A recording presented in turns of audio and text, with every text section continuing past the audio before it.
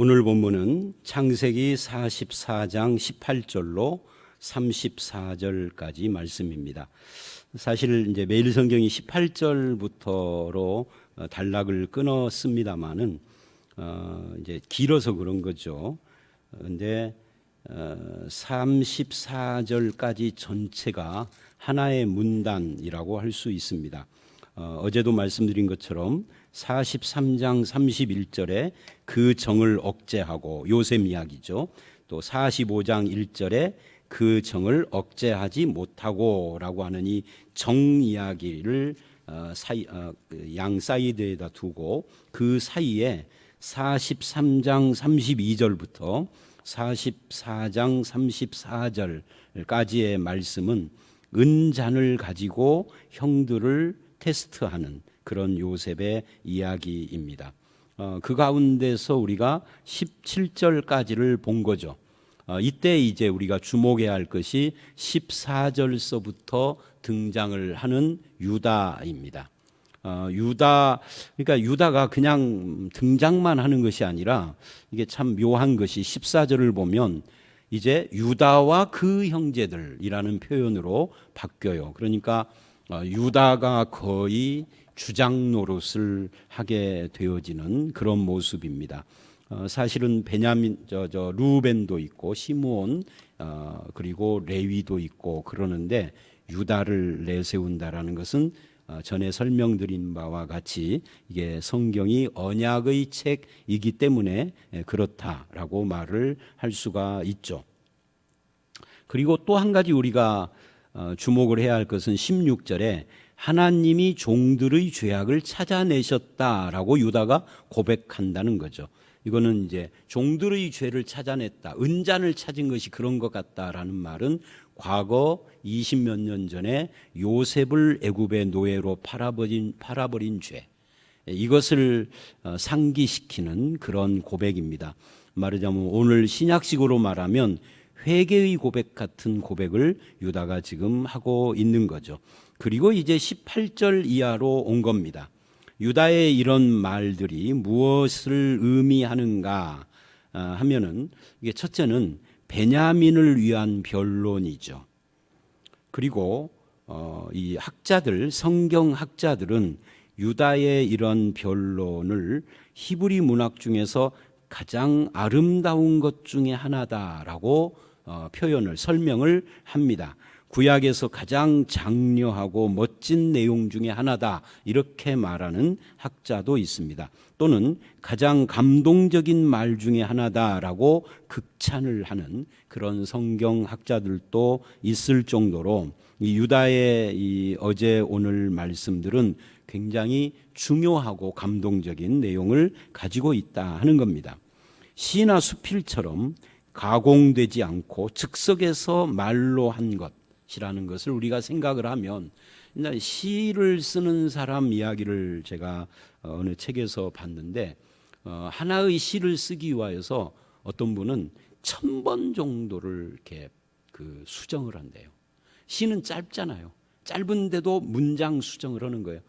가능하면 함축적인 용어, 가능하면 아름다운 용어, 가능하면은 미려한 그런 용어와 문장을 찾는 거죠. 그렇게 해서 우리가 읽으면은 감동받는 시가 나와요.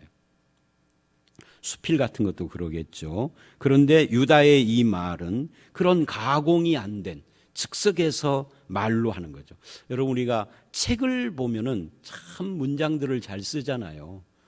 그런데 설교나 강의를 책으로 하지 않고 녹음을 해서 그걸 즉석에서 풀어가지고 책으로 만들면 아무리 세계적인 석학이 하는 그런 강의를 할지라도 앞뒤 문맥이 잘 안 맞기도 하고 조금 이상하기도 하고 막 그럽니다.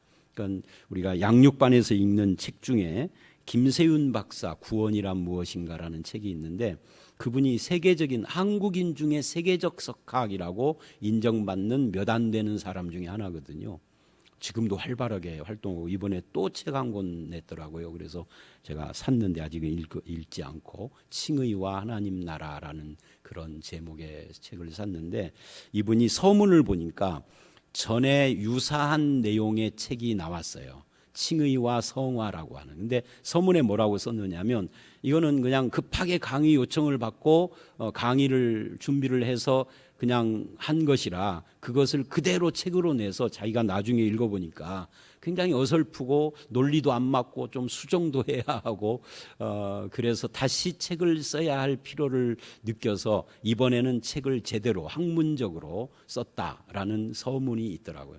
근데 그거를 보면 야, 그러니까 그렇게 제대로 연구하고 수백 번 수정을 하고 해서 나오는 그런 책이 아니라 즉석에서 한 말을 풀어서 쓴 것이 더 위대할 수 있다. 근데 즉석에서 한 이유다의 말이 가장 감동적이고 가장 아름다운 문학이다라고 극찬을 받는다는 것은 이게 굉장히 중요한 겁니다. 그만큼 매력이 있고 진실성이 있고 장려한 사랑을 표현을 했다라고 말을 할 수가 있는 거죠. 근데 그 유다의 말을 보면 18절 그에게 가까이 가서 이르되 내 주여 원하건대 당신의 종에게 내 주의 귀에 한 말씀을 아뢰게 하소서. 주는 바로와 같습니다. 왕과 같습니다. 한 다음에 이전에 아비가 어디 있느냐 아우가 있느냐 하고 물으시기에 우리가 아버지가 있으니 노인이요 그가 노년에 얻은 아들 청년이 있으니 그 형은 죽고 어미가 남긴 것은 그뿐이므로 그의 아버지가 그를 사랑하나이다 하였더니 하면서 이제 쭉 이야기를 해요.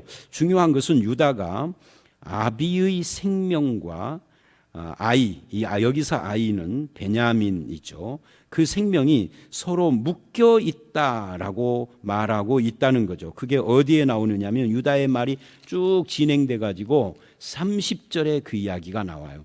아버지의 생명과 아이의 생명이 서로 하나로 묶여 있거늘 이제 내가 주의 종 우리 아버지에게 돌아갈 때 아이가 우리와 함께 가지 아니하면 아버지가 아이의 없음을 보고 죽으리니 우리 아버지가 흰머리로 슬퍼하며 수월로 내려가게 함이니이다. 그래요. 그러니까 아버지가 베냐민을 얼마나 사랑하는가.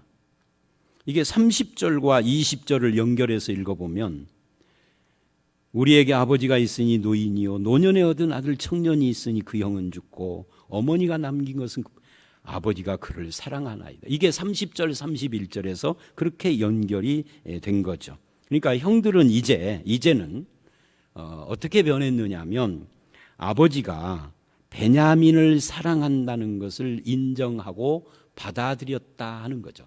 이 표현들이 과거에 요셉이 어렸을 때는 아버지가 요셉을 사랑하는 걸 못 받아들였어요. 그래서 요셉을 죽여버리자 그런 거거든요.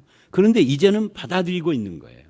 22절을 보면 그 아이는 그의 아버지를 떠나지 못할지니 떠나면 그 아버지가 죽겠나이다. 받아들이는 거죠. 과거처럼 내가 아닌 다른 사람이 아무리 형제라 해도 아버지의 사랑을 독차지하고 그가 잘 되는 것을 시기하거나 질투하지 않고 인정한다는 것은 이들이 성장했다 하는 것을 보여줍니다. 시기, 질투, 증후군을 벗어나서 변화된 거죠. 오늘 우리도 마찬가지입니다. 기독교인이 신앙을 갖는다는 것은 예수를 영접하고 믿어 구원받는 것에서 출발을 하죠. 어제 우리가 주일 메시지에서 출애굽기의 6월절 어린 양 이야기를 하면서도 그런 이야기를 했는데 그 구원으로 얻는 신분은 즉각적이에요. 예수를 믿고 한 6개월 테스트 해본 다음에 구원 여부를 판단하고 이렇게 하는 게 아닙니다. 주를 영접하면 어린 양 예수 그리스도의 피 흘리심을 내 것으로 받아들이면 즉각 우리가 구원받은 자가 되는 겁니다. 근데 거기서 머무르면 안 돼요. 신앙은 그것을 발판으로 해서 변화돼 가는 거예요. 그럼 형들이 지금 그 변화의 모습을 보이고 있는 거죠. 근데 그 변화 중에 어떤 변화가 중요하냐? 교회 일에 충성하고 교회 일을 열심히 하고 이런 것도 중요하지만 술 담배를 끊었다 이런 것도 필요하죠. 그런데 중요한 것은 이 형들이 보여주는 것처럼 남이 축복받고 남이 은혜받고 남이 사랑받고 남이 잘 되는 것을 박수쳐 줄 수 있는, 기뻐해 주고 인정해 주고 참 아무개 집사가 요즘 굉장히 신앙이 좋아지고 있고 정말 삶이 두드러지게 나타나고 있는데 정말 복되다 하고 박수 쳐주고 인정해주는, 이게 진짜 하나님의 은혜를 아는 참 신자고 참된 교회의 모습이다. 이런 변화가 우리 모두에게 있어야 된단 말이죠. 이게 안 되니까 교회 안에 분열이 있고 분파가 있고 찢어지고 미워하고 다툼이 있고, 그러면서도 우리 교회 좋은 교회라 자랑하고. 근데 우리가 어제 설교에서도 말한 것처럼 우리 교회가 좋은 교회라고 고린도 교회가 아무리 교인들이 그랬어도 바울이 그러잖아요. 그 교회 안에 있는 이 윤리적인 문제 해결하지 않으면 소용없는 것이다. 누룩 없는 자가 되라라고 말을 하잖아요. 누룩 없는 자가 되었는데 아직도 악한 묵은 누룩이 남아 있다. 이걸 지적하잖아요. 고린도전서 5장에서 똑같은 이야기입니다. 그래서 이 성숙한 신자의 모습을 드러내는 것 중에 하나가 사랑하고 남을 인정해주고 섬겨주고 격려하는. 여러분, 이 아브라함의 신앙의 성장에 대해서 성경이 뭐를 말을 하죠? 창세기 18장 19장을 보면 자기를 위해서가 아니라 남을 위하여 중보기도를 하는 모습이에요. 그리고 지나가는 처음에는 그게 하나님인지 천사인지 알지도 못했죠. 지나가는 사람들을 막 성심을 다해서 대접하는 거예요. 이런 것들이 신앙의 성장입니다. 그런데 우리는 한국교회는 신앙의 성장을 그렇게 생각하지 않고 예수 믿어서 복 받았다, 뭐가 잘 됐다, 무슨 문제가 해결됐다, 기도하면 즉각 응답받는다, 이따위로 이야기를 해요. 근데 성경 어디에도 그런 것을 신앙의 성장이라고 말한 적이 없어요. 오히려 남을 잘 섬기고 대접하고 그리고 격려하고 위로해주고 사랑해주고 이런 것들을 신앙의 성장이라고 한다 그 말이죠. 우리가 그런 부분을 잘 눈여겨 봐야 합니다.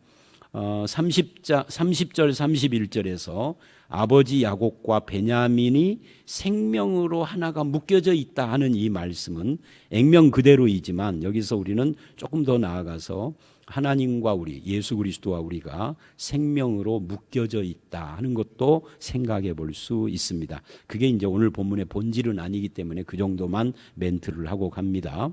32절로 34절을 보면 드디어 유다가 중보자의 모습으로 등장을 합니다. 예수 그리스도를 그림자처럼 모형으로 상징적으로 드러내는 거죠. 이 32절로 34절이 요셉을 감동시켜요. 이 32, 4절에서 이 세 절에서 나오는 단어가 담보, 죄짐, 대신, 두려움 이런 단어들이에요. 이게 또한 형제들이 변한 모습의 한 가지죠. 아브라함의 자손 언약이 이삭, 야곱에게로 이어져서 그의 12 아들들 중에 누구에게로 이어갈 것인가. 이게 성경의 초점이거든요. 그것을 명시적으로 성경이 말하지 않아도 구약의 흐름이 바로 거기에 있는 거예요. 창세기가. 하나님은 이 12 아들이 태어날 때 미리 정하지 않았어요. 야곱이 태어날 때는 미리 정했잖아요. 근데 12 아들은 안 정했습니다. 다만 창세기 49장에 야곱의 생애 마지막에 유언과 축복을 하면서 결정적으로 드러나는데 그때 유다를 딱 지목을 합니다. 요셉이 아닙니다. 그런데 이 결론을 놓고 앞을 보면 창세기 29장에 유다가 태어날 때 그 어미 레아가 계속 자기 동생 자기 남편에게 사랑받는 라헬을 질투하고 시기하고 그리고 남편의 사랑에 목말라 하고 그러다가 어쩌다가 아들 하나 낳으면 그 질투와 시기심을 아들의 이름에다가 붙여서 루벤, 시므온, 레위 이렇게 지었단 말이죠. 그런데 어떻게 된 일인지 유다가 태어나서는 시기 질투 모습이 싹 사라졌어요. 무슨 계기가 있겠지만 성경이 그걸 말하지 않습니다. 그게 싹 사라지고 유다라고 이름을 짓는데 그게 하나님을 찬송하리로다예요. 근데 아마 출발을 이야기를 한다면 그때부터겠지만 그게 뚜렷하지 않아요. 근데 49장에 가보면 야곱이 유다를 언약의 후계자로 딱 정합니다. 그리고 가운데 오늘 본문에 32절로 34절에 이 유다가 중보자의 그런 면모를 보이는 겁니다. 또 44장 18절로 34절에 유다가 대신 종이 되겠다라고 고백하는 이것이 이제 그 결정적인 부분인데 32절을 보십시오. 유다의 말입니다. 주의 종이 내 아버지에게 아이를 담보하기를 내가 아이를 아버지께 데려오지 아니하면 영영이 아버지께 죄짐을 지리이다 했습니다. 내가 죄짐을 지기로 담보했습니다. 그렇게 이야기를 해요. 이 중보자의 모습이에요. 이제 33절 이제 주의 종으로 그 아이를 대신하여, 여기 대신이라는 말도 중보자의 언어잖아요. 머물러 내 주의 종이 되게 하시고 그 아이는 그 형제들과 함께 올려보내. 그러니까 유다는 최선을 다해서 아버지의 생명을 염려하여 베냐민을 돌려보내려고 자기가 대신 종이 되겠다 그래요. 이 종이 된다는 것은 뭐 주의 종 이게 아니라 노예거든요. 노예는 생명의 생살 여탈권이 주인에게 있는 거예요. 이게 사실은 목숨을 내 던진 거나 똑같습니다. 그러면서 자기가 대신하겠다, 죄짐을 지겠다, 담보한다 이렇게 말을 해요. 34절 그 아이가 나와 함께 가지 아니하면 내가 어찌 내 아버지께로 올라갈 수 있으리까 두렵건대 제 해가 내 아버지께 미침을 보리이다. 전에는 자기를 생각했는데 이제는 아버지와 동생을 생각합니다. 이것이 창세기 49장의 야곱의 축복으로 이어진 거죠. 아마 야곱은 나중에 이 유다가 이렇게 한 말과 행실을 다 전해 들었을 거예요. 그래서 야곱이 유다를 바라보는 시각을 완전히 다르게 했겠죠. 결국 결론은 이런 거예요. 유다는 중보자 역할을 했는데 그것이 남을 사랑하고 섬기는 것이고 그것이 이제 유다 자신에게 축복이 된 거죠. 대신하고 담당하겠다는 그 마음, 이 중보자의 마음이 하나님께도 쏙 들었던 거죠. 아버지의 죽음의 슬픔을 보지 않도록 해주고 싶다는 이것도 정말 하나님 보시기에 선한 마음이었다라고 하는 것을 우리는 알게 됩니다. 그렇다면 우리는 중보자이신 예수 그리스도 안에서 그분을 닮아가는 자가 된다는 것은 바로 이 유다와 같은 이런 모습을 우리도 담는다 하는 겁니다. 누군가를 대신하고 누군가를 섬겨주고 누군가의 슬픔을 막기 위해서 최선을 다하고 사랑하고 하는 이런 것이 결과적으로 나에게 축복이 되는 것처럼 저와 여러분의 삶도 성숙한 신자의 모습을 열매 맺는 그런 성도의 삶이 되시기를 주의 이름으로 축원합니다. 함께 기도하겠습니다. 하나님, 유다의 말들을 히브리 문학 중에 가장 아름다운 말 중에 하나다라고 극찬을 받게 됐는데 이렇게 극찬받는 내용 그 의미가 유다의 성숙한 신앙의 변화와 연결되어 있음을 우리가 알았습니다. 주님, 이제 우리가 신앙의 성숙을 이야기할 때마다 누가 더 기도 응답을 빨리 많이 받는가라든지 하나님의 축복을 받아서 누가 더 성공하고 잘 되는가에다가 초점을 맞추는 경우가 있습니다.